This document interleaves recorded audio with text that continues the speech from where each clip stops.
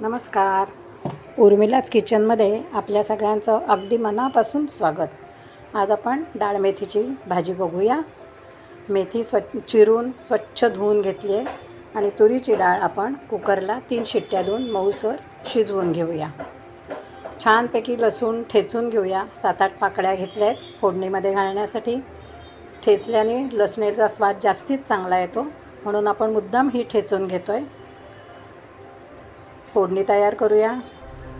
नेहमीप्रमाणे मोहरी, जिरं, लसूण घालूया. छान ती चांगली तांबूस होईपर्यंत चांगली शिजवूया. थोडंसं लाल तिखट घालूया, म्हणजे छान लाल तवंग येईल. आणि स्वच्छ धुवून घेतलेली मेथी घालून छानपैकी ढवळून घेऊया. सगळी फोडणी मेथीच्या भाजीला छान लागली पाहिजे. अशा रीतीने सगळी फोडणी छान मेथीच्या पानांना, सगळ्या पानांना लागलेली आहे.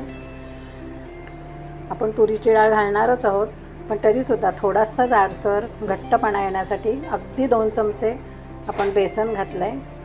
बेसन घालून छान ती शिजवून घेऊया. मेथी आपण कच्चीच घातली होती, त्यामुळे अर्धा ग्लास पाणी घालून छान मेथी शिजवून घेऊया.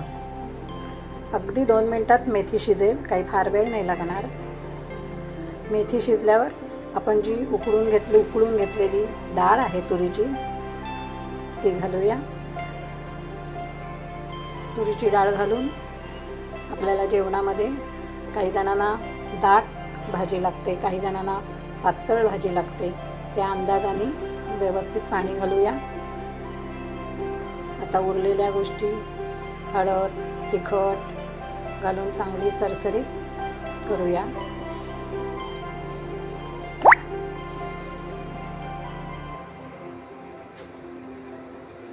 मीठ तर हवंच. मीठ, तिखट, थोडासा गोडा मसाला घालूया. 1 चमचा छोटासा गुळाचा खडा घालूया, कारण नाही तर भाजी अगदी उग्र लागेल. थोडा चवीला गूळ घातलेला चांगला. आवडत नसेल तर नाही घातला तरीसुद्धा चालेल. आता तडक्यासाठी छान फोडणी तयार करूया. मोहरी, हिंग, हळद, काही आपण 4-5 लसणीचे छोटे छोटे तुकडे करून ठेवले होते ते घालूया. थोडंसं अर्धा चमचा तिखट घालूया, म्हणजे सुंदर भाजीवर तवंग येईल. छान तडतडीत फोडणी तयार केली आहे आणि ती छान भाजीवर परतूया. बघा किती छान दिसते भाजी. वरून फोडणी तडका घातल्याने भाजीची लज्जत